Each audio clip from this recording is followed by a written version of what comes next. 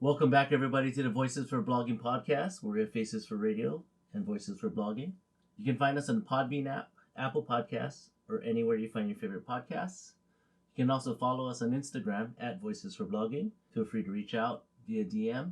We'd love to hear from you. As always, in Honolulu, Hawaii, I'm Steve Lee. In Los Angeles, Royce Hamano. In Phoenix, Arizona, we have the Bumblebee. The voice. Yeah. The only voice that's not for blogging. Hey, we want to start this show off by thanking a bunch of our new listeners in Europe that we've kind of pop up on our screens, and a bunch of new listeners here in the U.S. Really appreciate you guys listening, and we've had record downloads over the last month and a half. We kind of attribute that to the appearance of the Bumblebee. Definitely. I want to give a special shout out though. Our listener that I know that's listened to 27 hours. I think he said 28 hours is what he told you. 28 hours. The full set of podcasts that we've done. And not only that, but he bought merch. Yeah, on that note, I want to thank all our listeners that actually went to our Zazzle store that we set up, Voices for Blogging, to get some gear, get some coffee mugs. Really appreciate the support. Pretty great just seeing this little thing that Royce and I decided we should do at some point in time. Oh, by the way, shout out to Jet. I forgot to say his name, Jet. But you know what it reminded me? It reminded me of there was that one movie where it ended up where the girlfriend was buying all the merchandise. What was it? It was Ali Wong. And Randall Park. Yeah, something about Keanu. Something maybe or something like that. Always be my maybe. Yeah, always be my maybe. My wife watched it, and I think she kind of got.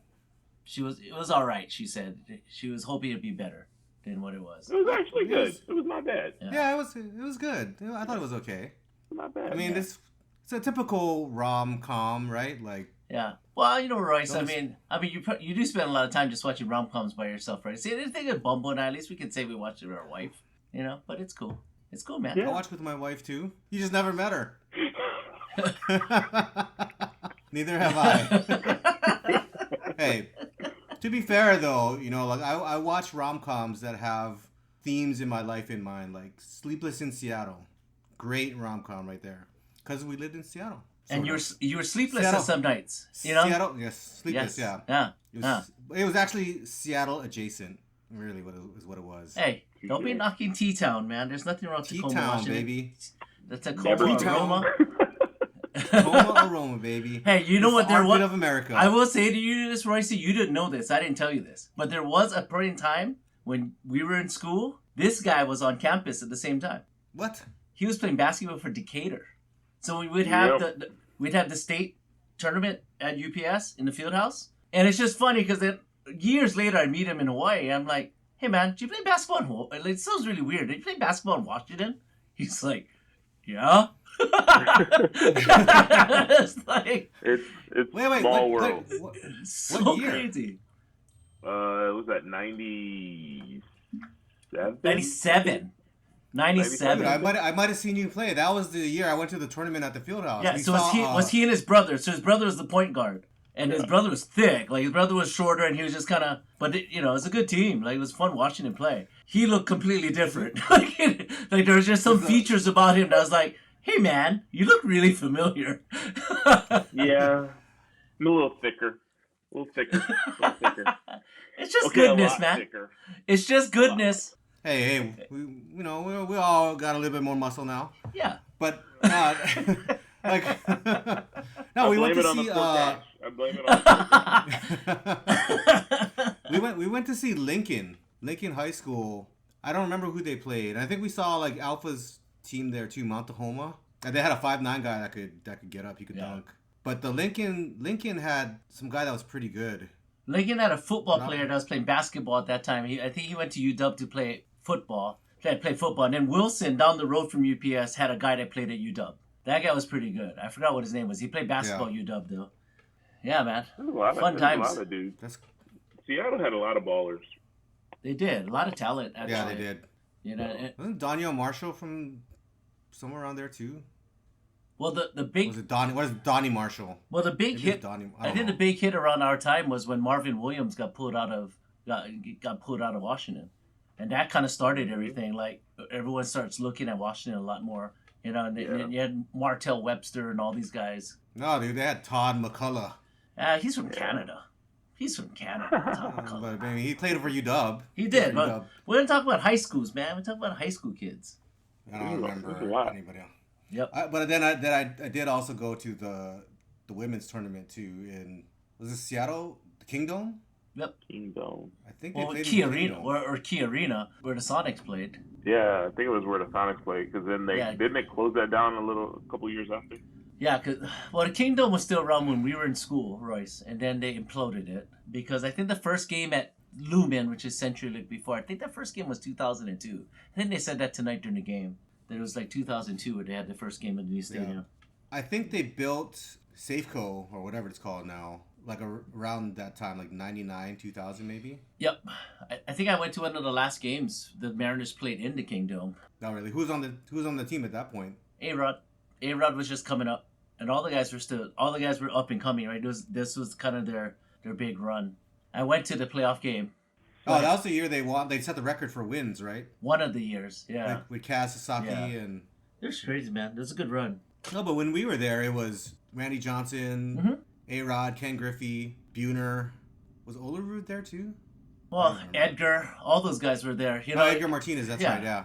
But I went to that game in Kingdom where Randy came out of the bullpen to close the game. That was pretty cool. That's pretty cool. Yeah. That was pretty awesome. So yeah, man, lots going on, guys. There's so much going on in the world since last time we recorded. It's so Craziness. much. I know. There's Yeah, a lot. I mean, a since lot we're on the of topic stuff. of sports and basketball, let's just go dive right into the Brittney Griner thing a little bit. What was your don't- thoughts, Bumble? What was your thoughts on that? Just the whole thing, start to finish. Oh, before I get into that, I just want to let you guys know I almost hit a 5-team parlay today, and I'm upset because the Milwaukee Bucks choked. Those bastards. They were terrible. They lost by like 40, didn't they? Who did they lose to? The Grizzly. I don't even remember the score. All I know is they were plus 2.5, and they got jacked up. So I won everything else except for that one. Well, I mean, let's give you your Little ups, sad man. about Like that. this last weekend, you were 2-0 on our picks of the podcast, man. Nice work there. Hey, big props, Yeah. dude. Yeah, Going 4-1 Yeah. on a 5-team parlay is pretty good. yeah. Yeah, it's just sad. Oh no, it was 4 basketball, 1 football. Still though, 4 basketball is like Basketball's that's- tough, man. that's Basketball, basketball's tough, like playing baseball. You play money lines, man. Like if you start playing the line, it's tough. Too much garbage time too. Yeah, So sad. you guys can see No. it. It's So- a sad, so a sad sad. one. Anyways, back to Brittney Griner. I have a lot of feelings about it. Hey, you're happy to see her come home for sure. Like you don't want anyone to be in a foreign country in their prison system and everything like that. And then you also don't want them to be locked up for weed when it's legal here in most states. But the sad situation is she's been to Russia how many times? Because she's been playing there for years. She knew the rules. And everybody knew the conflict that was brewing before she went over there in the first place. And then all of a sudden she gets caught. And of course they have strict, drug laws over there. So she gets caught, and then all of a sudden it's free Brittney Griner because weed is legal here in America. Well, it's not, legal there. So you got to suffer those consequences for your actions. And when you travel, I know that I check my bags when I travel. So I'm pretty sure she knew she had it. I'm pretty sure she took it over there a couple times, but never got checked. But this time she did get checked. I think it was a political stunt that they did keep her, or whatever the case may be. 100%. They had to go back and forth for sure. But at the end of the day, like, I'm happy that she's out, but at what cost? I mean, America, we look kind of dumb throughout this whole situation, because it's like, I don't know how to put it. Just like, everybody's going to put it the same way. It's like we traded Brady for Colt McCoy. Yeah. That's pretty much what we did. You know what I mean? And it's one of those things where it's bad optics, because now you got this story of the Marine that's still stuck over there, and you left him in there, but you got this basketball player who, what has she done for the society, for the majority of people here? The dude fought for our country. But at the same time, if she wasn't arrested, we probably would have never heard of his name. because I never heard of him until this all went down. So I think it was a political stunt. I think it's one of those things where Biden is and his administration is trying to dot their I's and cross their T's for the multiple different groups of people. But it's one of those things where we have so many people here in prison or in jail for the same exact thing. Why aren't we doing anything for those people? So it's bittersweet, to be honest. But I don't think it's fair for her to be in there for 9 years. But at the same time, you did something stupid. You knew you did it, and then it's woe is me after. That's just how I feel about the situation. I'm happy she's home, but at the same time, it doesn't benefit me. It doesn't benefit the community. It doesn't benefit our country. It just made us look stupid. So Yeah. what are your guys' thoughts? Well, the good thing is that you're right. I think she brought awareness to it, right? She brought awareness to Paul Whelan. There's another guy out there that basically did the exact same thing, and he's still in jail. It's a teacher. I forget what his name is now, but that's one of the articles or one of the people that was brought up by some of the conservatives or some of the papers saying basically, hey, this person was there for the same offense. He's there for 15 years or the same amount of time or similar amount of time to Brittney, but nobody's talking about him, which is true. I'm glad she's back. Obviously, you don't want to be in jail, let alone a Russian jail. But we traded the merchant of death for her. So one, I think it's the point about not giving in to terrorists, I think is valid, because now you have this opportunity where you've given them an opening to say, hey, if you capture an American, we might give something away for that person. Two, in terms of the greater good, this guy has dealt weapons to people that want to kill Americans and probably have killed tons of people all over the world. Is that the right thing to do? I don't know. But I am glad. He has a movie. He has a movie about him. Nicolas Cage's movie is about that guy. What is it, Lord of War or something like that? Yeah, that's the one. No, I just wonder, because she was, for the whole kneeling thing before that too, right? And LeBron even said oh well, I'm not sure if does Brittney even want to come back to the U.S. I think he said, I don't know in what context he said that, but that was one of the things that they took that he said and was well, look at this. But the U.S. is, no matter whatever problems that we have here, the U.S. is still the best country in the world. It's a country where you could say pretty much whatever you want, other than libel and slander and all that stuff. You don't get that anywhere else. So all you gotta do is talk about the Iranian guy. Oh my God! So that stuff is awful, man. That stuff is awful. It's crazy. You support, you support people's rights, and now you're on the execution block, basically. Yep. What about you, Steve? No, I mean, I agree with you guys. I mean, I was just talking to one of my athletes about this today. I mean, imagine if you were the guys behind catching the arms dealer. How much work and effort and maybe some loss of lives that came into getting him into custody. What if you were those guys and you're watching this? You're like, I guess, but you're like, hey, this is we're protecting freedom and liberties, but I'm like, that would blow. I'm just standing there I'd be cool, stoked that she's home. Absolutely, we all feel the same. No one thinks you should be there for 9 years for what should be a slap on the wrist kind of punishment. But like you guys said, it's a different country, and different countries different standards, and you know it. But there's a complacency, unfortunately, sometimes that comes with people of, that have elite talent, that are treated with elite talent. Sometimes you get complacent, and sometimes just being in America, we get complacent because we're so used to having our freedoms, and you just kind of don't think about it, and it's one of these things where I just hope it's not going to be used as some victory torch to go around and say, hey, look, we're supporting African Americans, or we're supporting women, we're supporting LGBTQ and all this kind of stuff. You had a lot of social pressure to bring her home, and that's the truth. The truth of the matter is you had a lot of social pressure to bring her home. You did not have the upper hand in the situation. Putin wanted to flex in front of the world, and he did. And he successfully did. I mean, he got the guy out for a basketball player. So one of the guys that actually worked on the investigation to catch this guy wrote an article basically saying that we should not give him up. Yeah. But it's just a shame all around. It's a shame she's been there to Russia how many times, and she knows the laws, and she still did what she did. It's a shame that the United States government cracked the pressure from people saying you need to support her and all these other things, but also it's Americans need to understand and respect other countries' laws and cultures. And I think that's where us Americans, we fall short. Like, I can't wait to see the next big thing, because a lot of Americans like going to Bali now or Indonesia, right? And they just passed that extra the sex law where you're not supposed to have sex if you're not married. So you get caught doing it, that's gonna be bad. Exactly. So it's gonna be interesting to see all those people get locked up and get caned. So I mean, it's just like Singapore, right? Singapore with the chewing gum, yeah, and like the flushing the toilet. And there was that one guy that got caned, right? Because he did, I forget what he did, whether it was drugs or graffiti or something. And it was like it was gum, wasn't it? Did he like litter or something back in the 90s? I think it was gum. Wasn't it? He spit gum on the ground. Yeah, is that what he did? Like, yeah, it was like in the mid to late 90s, and I think Clinton had to go bail him out, basically, and they couldn't.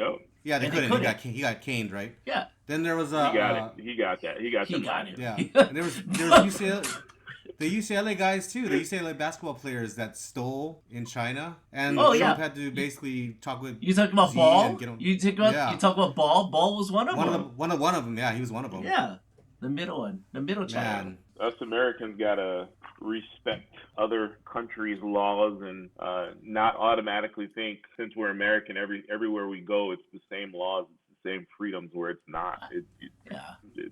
You just don't get them. And it probably shows that we take our freedom for granted. We take a lot of things we have every single day for granted. 100%. Yep. Yeah, like look, we can do a podcast like this and talk about this, and nothing's gonna happen to us, Unless I say something and we get canceled. Royce's greatest fear, if the audience hasn't picked up on this, is Royce is always in fear of getting canceled. You just never know when it's coming, dude. It'll come, and it'll come fast. It could have been something we said 15 pods ago, and like it'll come back to you in 2025 or whatever. Well, you know what's interesting, right? I mean, on that note, right? John Gruden, like when people now, the report came out that the Washington football team, the Commanders, whatever we want to call them, specifically only leaked his stuff out as a little bit of deflection and stuff. When that came out in the report, a lot of people are actually a little bit more, not accepting, but a little more understanding of trying to put it in context a little bit with the time period too. It doesn't mean what he did was wrong, what was right, but it's one of these things where people were less, vicious about like, oh my God, because you know what? The three of us on this podcast has said those things in the past at some point in time in our life.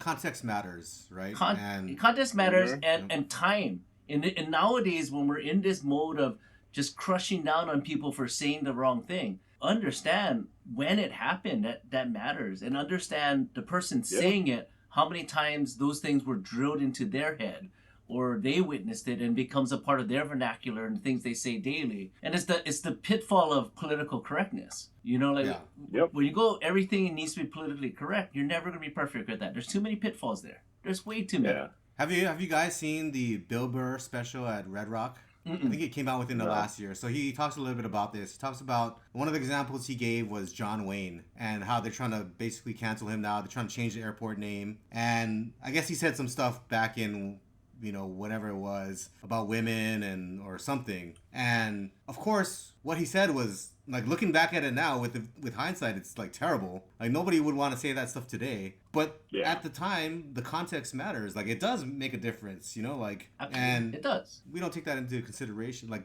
we're not very good at that. Humans are not very good at that. Well, we're not good at forgive and forget. I'm not a person that will forget, but forgiving and moving and growing and learning. Like, it's like the Jerry Jones picture. Like, why are we throwing up in arms when he was 14, 15 years old? That's what was going on back in the then. South. 14, 15 years old in the South. The South.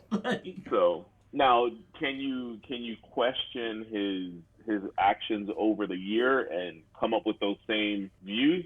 Possibly. But at the same time, it's like you can't dig up stuff from back in that era and then try and cancel people now about what they did back then. It's crazy. I actually think it's amazing that he's in that picture and he was there. It's almost like I'm amazed that people were able to be like, that's Jerry Jones. Someone, one of his friends is the ones who snitched on him. Someone that knew him, right? 100%. Someone that knew him. You know, he probably had Trying to said, make a buck. right, he probably said at somebody, hey, I'm in this picture, man, you know, and someone's like, whatever, yeah, let's put it out there, There you right? go. And that's it. That's all it takes. Follow the money. You know?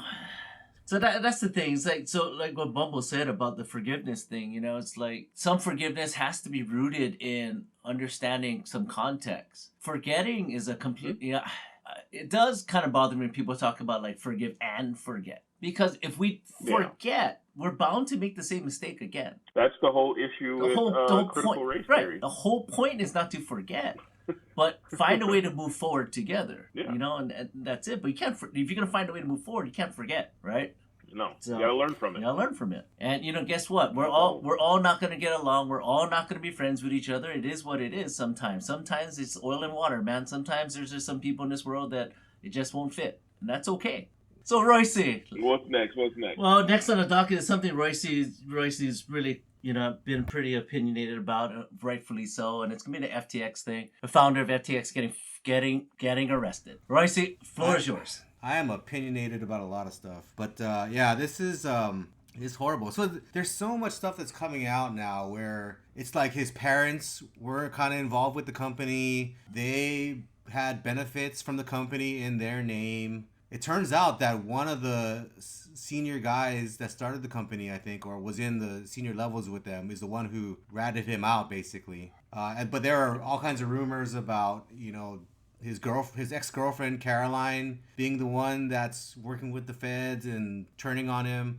I think probably to some extent that's true. But what I have been kind of surprised about is that I actually feel a little bit bad for him. Even though he screws so many people, basically it's fraud. No matter whether you say that you did it by accident or not, it's still fraud. It doesn't change anything. You know, he's been going on all these talk spaces and things like that and saying like how he's basically an idiot and that's why this all happened and he should have done better and you know, he's going to try to do everything that he can for these people.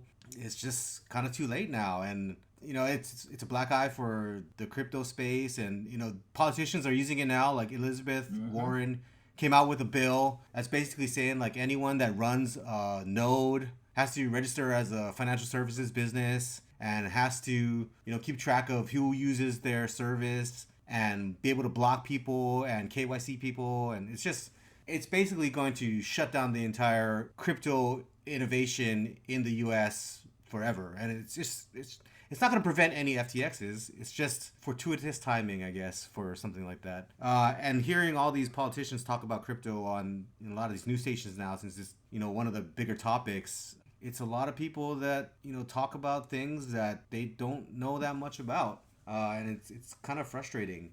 But that's just, I guess, part of the education part of it. And, you know, it's going to take a lot of lobbying and education. And but, you know, that's where we are right now. But, yeah, it's all bad. I mean, all of the fraud and all of the, you know, over leverage and all of these projects that, you know, ended up costing a lot of people a lot of money. It's just awful. So his media tour kind of worked on you then. I mean, you know, he got you to feel sorry for him. Maybe the media tour worked. During the media tour, I was like, dude, this guy is a bozo. First of all, like, if his parents are really lawyers, you would be telling him not to say anything, but he was going out there basically admitting to a lot of these crimes and trying to play it off like he didn't know what he was doing, which, you know, I'm sure it's a combination. Worse. I'm sure it's a combination. That's I'm sure it's a even combination, to be worse. honest with you. But when you're, I think when you're young, like, you know, working in a financial institution, you know, there's a lot of heavy process and a lot of checks that prevent you from doing things like that. And if you're, you know, 20-something, 30-something, and you start this financial services company and you don't have anyone experienced on your team or on your board in any of that stuff, I can totally see how you can get in tons of trouble. And that definitely seems like part of what happened. And that's still an active omission. In that sense, and either way, it still makes it, you know, an activity just isn't good. So no matter what, right? No matter how it gets explained, like they fucked up. They fucked up bad. They fucked up in such a crazy way. It's similar to Theranos. So you had all of these, like Sequoia, I think was an investor. Yep. You had all of these big names that put a lot of money in it, and you know, for a while, everything he touched was gold. You know, like every project that he touched was gold. Yep. And I think people didn't want to mess that up. They didn't want to ask a lot of the hard questions. And that's what happened. It's kind of like the same thing that happened with Elizabeth Holmes. She had all these big names on the board, all these investors. Because you're going to follow, like if you have a big name investor putting money in a company, that's like, oh, you know, they must have done their due diligence. It must be a great bet. I'm going to do it too. I mean, I think it's only natural. It only makes sense. And it's the same thing that happened here. And that, I think the right questions weren't asked, and, here we are. Yeah, but there's even in that case, there's still bad acting going on there too. I can't excuse anybody that, it was actively promoting fraud, like in Theranos' case, fraudulent information, like literally fraudulent operations that they're talking about things that were happening that weren't happening at all. There is a little bit of that culture though in startups. You talk about a product that doesn't exist. Like they have that phrase like fake it till you make it. It's for sure, but you don't sell something that you're saying you're doing as something and you're not doing it at all, like with no innovation. Because obviously that's fraud. Yeah, you're going to jail. 100%. Yeah, and that's where she's going. So it's there's pressure that comes in, money that comes in. Yes, they ask questions, but we don't know the conversations that don't happen or happen inside. I tell you, yeah, I tell you the one thing that turned me off to Alameda and FTX was that there was a project back in, I think it was it wasn't last summer, it was the summer before, I think in 2020 or 2021, big data protocol where a lot of people that were in it to farm and get these tokens. It was one of those farming opportunities, and Alameda was in it, and this guy X1B, I think it's actually more. I think it's more of a group of people, but they're represented by this one guy. And 0x1B and Alameda were the two biggest whales in the pool, and they were making a ton of the rewards from farming. And every time they would get the rewards, they just dump it. So they were making tons of money, and all these little people were getting basically dumped on. Yeah, they were trying to the bag. Yeah, they're left holding the bag. And when I saw that happening, I was like, well, you're not really helping that project. You're basically just screwing everybody to make money, and that kind of soured me on. Yeah, you're pillaging it. You're not there to help. You're just there to reap the benefits and get out. And that kind of soured me on that. But who knew? Yep, who knew? Were they ever able to find out where the billions of dollars was? So they're still doing the research to find all the assets. The corporate structure looked like it was just a web of companies left and right, and I'm sure they had wallets left and right with private keys left and right.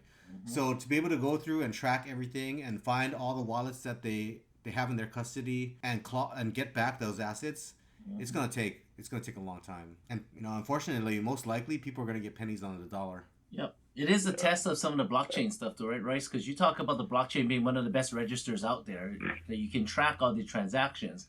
But if certain things just happen in the non-blockchain world, and it was just a movement of actual cash somewhere else off the blockchain, like that's going to be a little harder to track. That might be harder.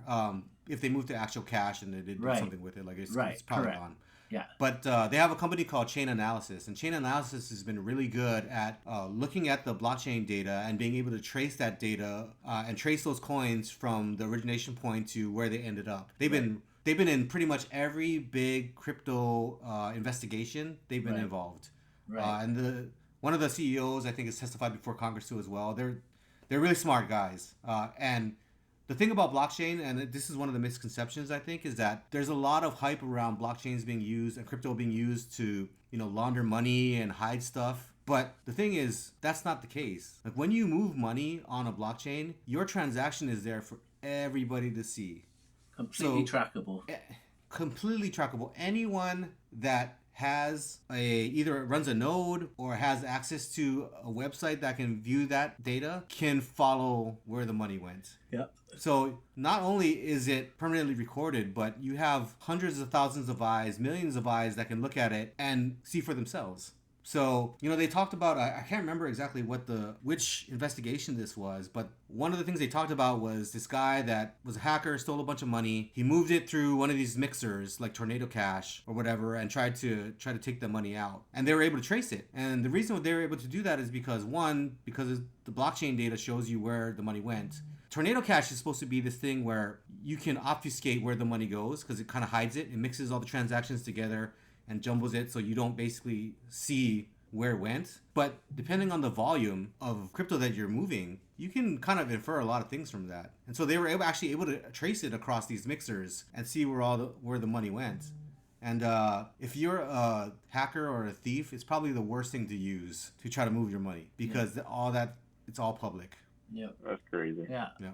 So I guess on the bright side, this could just be yet another test of that blockchain theory, or getting people to understand blockchain, and that could be an unintended positive that can come out of this if you try to spin any positive out of this situation, which is not easy. This is a pretty bad story all the way around. No, it's just, it's terrible. The interesting thing too is that he's in jail now, right, in the Bahamas. Yep. But you have guys like 3AC, the Luna guy, Do Kwon. They're still out there. But I think the reason why the arrest has happened so quickly is that they did have a guy on the inside that turned on him. Mm-hmm. Like, actually, what I didn't realize too is that they would have never caught Madoff at that point, except that he confessed, and that's why they were able to take him down so quickly. I think Do Kwon and I think the 3AC guys, they probably committed some kind of, or they broke some kind of laws, but it's going to take a little bit longer because you're going to have to do the investigation. There were only two guys basically in 3AC. It's Kyle Davies and Suzu, and I'm pretty sure they're not going to rat the other guy out if anything illegal happened. Right. So. Because they have crap on each other, we'll man. see. It is what Yeah, it is, we'll see. But at the same time too, maybe it is true. Maybe they didn't do anything illegal. They just got over leveraged and swept up in the situations. But we'll find out. Yes, we will. Speaking of finding out, stuff with interest rates, Royce. Another thing you get a little fired up about. Not only do I get fired up about apparently it, the dogs are pretty fired up. The dogs are fired up about it. Rates going up. Just a little quick recap. The Fed just raised interest rates 0.5 percentage point, which on one end, the positive is that they did adjust to the data that came out, because originally the projections just a month ago were that this raise was going to be 0.75%.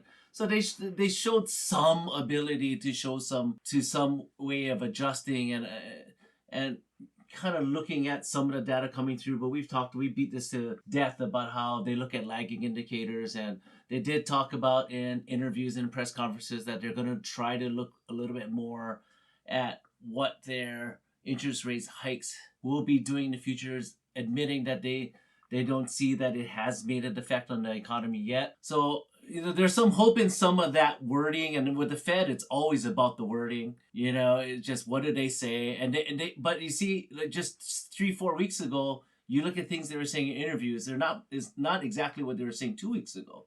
So as I said, there is some positive, because I just look at the positive. At some point, the negative stuff is so obvious. It's so obvious that if they overdo this, they're gonna slow the economy way too far down. That's the obvious stuff. There is some part of there where you're like, oh, well, at least there's some change there. But, we'll see what it really does in the long run. You're such a permabull, dude. Well, what are you going to do about it? Like, what are you going to do about it, right? You can sit and bitch about it. Say, like, look, this is my biggest thing. You can sit and complain about crap. But, like, in business, when you, like I am, where I'm running a couple different businesses at one time, it doesn't matter. Changing landscape is a changing landscape. I can like it or I don't like it. It doesn't matter. I have to adjust to whatever is happening, right? No, 100%. Right? It doesn't matter. 100%. So in some ways, like, be constructive. Try to be constructive about everything that's happening, because you gotta live with it, because it's there. You have no way to change it. Yeah, you definitely have to. But you can still bitch. Yeah. But that's a little bit what's wrong with our society, right? We got a lot of people that just bitch. That's all they do is bitch. Yeah, no, it's a tough situation. And the thing is, there's no crystal ball. Nobody really knows. Like, you have all these people that get on TV and they say one thing, but at the end of the day, no one can predict the future. Nobody knows what's going to happen. So, the Fed has a tough job. People can have their opinions. I have mine, obviously, about what they're doing, but nobody knows. You just have to make your bets based off of that, right? And that's all you can do. I mean, you don't have a choice. Yeah, I mean, the thing that you're looking at too, right? As long as unemployment remains where it is, people have money. Like, people have money and people have money to spend, But spending is slowing down. At least the data coming out that spending is slowing down is actually a positive thing. That there is Americans do actually have a point where we kind of say enough. So That's Yeah, mildly positive. I think slow spending has definitely slowed down, and that's gonna be. I think that's gonna show over the next couple months. Right. There's layoffs that are happening, so like the unemployment rate is definitely gonna go up. Like there's been I think like 10 to 13% layoffs across like a lot of big technology companies. Yeah.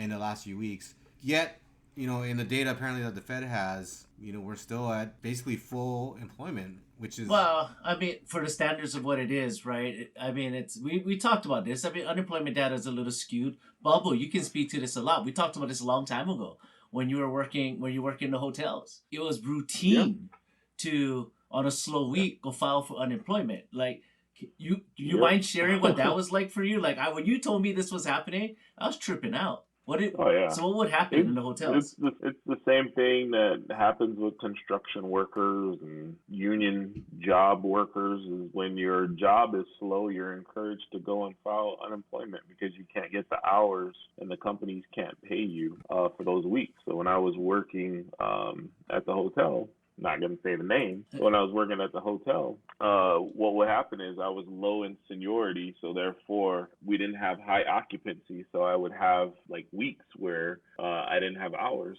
So in order to supplement that, you would go and file unemployment. You would get paid from unemployment every single week until you get your certain amount of hours. Some days I would say you can get your full unemployment benefits if I only work 2 days a week, and I would be sometimes making more money just sitting there not working than when I actually did work. So it's one of those situations where it is skewed. The system is rigged, kinda, and there's really no penalty for the employers or whatever who's doing those types of things. Bottom line, they're saving money by making you stay home because they would have to pay not only your hourly payments, and then they would have to pay your medical as well for those weeks that you're working too. So it's just a jacked up situation. Yeah, don't the companies put money into unemployment as well? They do. They do. Yeah, right? but it's not a lot. It's still partially paid for by. Correct. It's like an unemployment insurance type of thing, where it's like in case it happens. But if you saw the amount that a company pays versus the amount of people that's claiming it, then you would be like, something's kind of weird there. So did they actually like furlough you or lay you off for the week in order for you to file for unemployment? No, How did that work? The way, well, at least in Hawaii, the way that it worked is if you are not getting your hours or your normal amount that you would make. So, for instance, I believe, if I'm not mistaken, well, back when I was doing it, I think it was $625 a week that your max benefit for unemployment was. So per week, $625 would be the max that I would be paid. So if I worked at the hotel 2 or 3 days and I didn't make $625, they would pay me the difference to get to that $625. If I made over $625, then I can't claim the unemployment. Does that make sense? Yeah, for sure. So that's how they did it. For context, actually, when I went to, I think it was France, it was a long time ago now, maybe over a decade ago, I was talking to one of my cab drivers. And so he had started this cab company, and he thought that it would be easy to hire workers to work for his cab company. But in France, what happens, or whatever country this was, I'm pretty sure it's France. Yeah. When you get laid off, you automatically get a year's worth of severance. So it was so hard for him to find workers to work for his company, which was super interesting. I think you have to have a balance, right? Like there is a societal benefit to being able to pay out, unemployment when you find yourself in that situation. But at the same time, it can't be so much where you're basically incentivizing people to. Well, we saw this, right? We saw this during COVID, and this is why we talk about the unemployment numbers are very skewed, because at some point in time, people drop out of the system. So once you drop out of the system, and then let's say, like you were talking about France, like you saw some tendencies in the hotel, like you said, it felt like I make more money sitting at home. So at some point in time, there are these unemployed people just kind of sitting at home, but they're not being counted. So artificially, our unemployment rate's pretty low. The thing too is with those numbers is there's people with multiple jobs. So therefore, you're looking at, the unemployment rate is not that bad, but you got people who got 2, 3, 4 jobs, and then when it starts to drop, it's probably because someone is burnt out, so they got rid of 1 or 2 of those jobs. So that I mean, it feels really unique right now, right? Because in this time when we're talking about unemployment rate is low, there's help wanted signs everywhere. Oh yeah. Like especially here in Hawaii, because and going back to your point, Bobo, about talking about the sectors that participated in the unemployment program: construction, travel. What are the two sectors that held on really strong and still are doing well, even though housing sales are down? Like, try find a contractor right now. They're busy. They're booked. You know, the home builders, D.R. Horton and stuff, they might be slowing down their builds, but they're not stopping building. It's just slower. Yeah. You know, and then when you look at travel is the one robust market that only now, just this last week, airlines have said we're starting to see a little bit of a slowdown, you know, after all these months and, you know, all that resurgence in the winter. But when I talk to people that do business travel, that travel is increasing. Like, they're all going back on they're back into business travel. So that's going to buoy that market even more. So those people that were using the system temporarily to file unemployment claims, they're not doing it right now. So now the numbers are lowered. So the system, I mean, it's all over the place. There's so many ways that number is, again, it's really unique because there are a lot of people working. There's people with money, and then there's people that need employees, but it's super expensive to bring on employees at the same time. So this is my theory about the unemployment rate right now being so low. During the pandemic, right, you had a bunch of people that died, you know, from the virus. You had a bunch of people that retired early, you know, for whatever reason, that came out of the workforce. So you're already seeing like a decline in the workforce because of the people that retired and died. On top of that, you have a slowing growth rate, right? Ever since the boomers, growth rate in America has been slowing. So not only are these people that made up the bulk of the workforce, you know, out of the workforce, but there's also less people available to work as well, because just a numbers game, like just because of the declining growth rate. I think all of that is contributing, and also like there's one last aspect is I think people's priorities have shifted a little bit after the pandemic too as well. Like, I don't think there's a lot of people that are in the big cities working for these big companies that are willing to work 50, 60 hours a week just to make money. I think a lot of perspectives have changed too coming out of the pandemic. So combining all of that together, I feel like there's been this shift in the dynamics of employment and unemployment, and that's kind of what's leading to this sort of misleading calculation where, yes, we have, you know, low unemployment, but it's because of all these different reasons. Yeah. Yeah, I mean the world. People want to work less. I mean, people are trying to find that balance in work life, and they got a taste for it. The people that did hybrid or, you know, working remotely well, where they could balance their life again and still get their work done. Some of them are still having that opportunity, but there are a lot of companies out there that are making the workers come back. And then there's there's the liberal companies that are having a hard time, quote unquote, making them come back. You know, they strongly suggest, you read the email, all the emails say, we strongly suggest you come back. You know, I have friends that work at like some of the biggest tech companies. They're like, the emails are written very, not aggressively, but they're definitely trying to nudge you to come back, but they're falling short of saying you have to come back. But then when you go to these other companies that have little less exposure to, you know, the public and less scrutiny on them, they're just saying you got to come back. And so it's going to be interesting what happens as all these people go back to the office, and then some of it is some of them are getting laid off, but those numbers obviously haven't hit a point where it's big enough to affect the rate, you know. But the numbers, you know, we'll see what it's like in this next year. This next year is going to be super interesting because of all those dynamics. Yeah, maybe I'm old school, but I do think that there are advantages that you have by having people work closely together and communicate with each other every day, right? Like, it's there's more opportunities for serendipity, I think, where serendipity, you know, you can benefit from that. Yeah, that's the Is that another one of your rom-coms? That's another one of your rom-coms, right?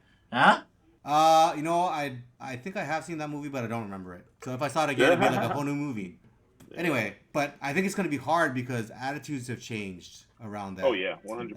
Especially with the younger people. Yeah, I think as soon as it was proven that you can work from home and still complete your work, a lot of people are like, I don't want to go into the office. I don't want to sit in traffic for an hour and then come into work. And then after work, I have to sit into traffic for another hour to get home. And I think that is one of the things where companies are having a hard time with employees, because they're just like, you know what? if you want me to come back into work, I'll just go look for a job that has remote work. I know that there's companies that actually offer paying people for their time travel. Yep. So if you're traveling to work, so say your day starts at 8 o'clock, you have 8 to 9 to get to work. Then at at 4 o'clock you leave, and they're still paying you 4 to 5. Wait, to get home. Can you tell me what company that is? Because I need to go look. I'm not gonna put them on blast. But you have companies that offer those types of things, and then you have the other companies that's like, we're just going to go ahead and continue to offer this hybrid type of work or this totally remote work because they're losing good workers because other people are paying for those types of services. So it's tough, especially for the bigger businesses, because people are just going to jump ship to go and find another company that's willing to pay them the same amount of money with that benefit of being able to work from home. So it's capitalism. Yeah, it's tough. And then in California, I know that they tried to pass the law where it's a 4-day work. I'm like, what? I need that. Yeah. I need that. So I don't know if it passed. I don't know how you're gonna pull that. I don't think so. I mean, how are you gonna pull that off too? Like things need to stay open. Like, but there are some companies that saw that bill and they're looking to put that into their. Look, if you have enough employees to kind of create some kind of rotation, there is a way to make that work. Like I used to work. That's what it is. I used to work 410s in Seattle, and it was great. Like it was great to work 410s. Yeah. To have that 3-day weekend to work a couple extra hours every day, like whatever. There's a high school here that I'm like, I think I need to go work there because they have every Friday off. I would love that. Is it every Friday off for the students or for the faculty as well? Students and teachers. Wow. Students and teachers. I would love that. But is the school day like 10 hours? No, the school day is regular. The only difference is for your summer, I think you have like fewer days. Less week. Yeah. Like a fewer week or two of summer. For 3-day weekends? Yeah. 3-day weekends? It's like Furlough Friday in Hawaii. Remember that? Hey, I don't even think. Boo. Hey, bruh, I don't think they even have like the $2 movies anymore. You know when you're they definitely do not have $2 movies anymore. No, so there's this thing over here, Royce. Like Consolidated Theaters here was $2 movies, right? Was it $2? Yeah. And then like popcorn was like $2 dollar hot dogs. Like Bumble and I, when he was unemployed during certain weeks at the hotel, that's where we were. We may have watched 1, maybe 2 movies every Tuesday. I don't know. I mean, they had seats available in those theaters after the first movie ended. So so we decided to walk into that one. Over, just walk over, go to the bathroom, and then walk to the next theater. Like whatever. Love when old people talk about $2 movies. I don't know what that's about, man. I'm too young. Oh, here you go. Oh, here you go. Hey, man, this is only about 8 years ago we're talking right now. All right, let's wrap this up. What did you learn today, Royce? What's something new you learned from today's show? I didn't learn anything. Same thing. I always learn nothing. And on that note, guys, we're gonna thank everybody for listening. And I don't really know what to say about that, Royce. All right, guys. I think with that, we'll sign off. We'll kind of do at least one more recording before the end of the year. All right. Thanks, everybody, for listening.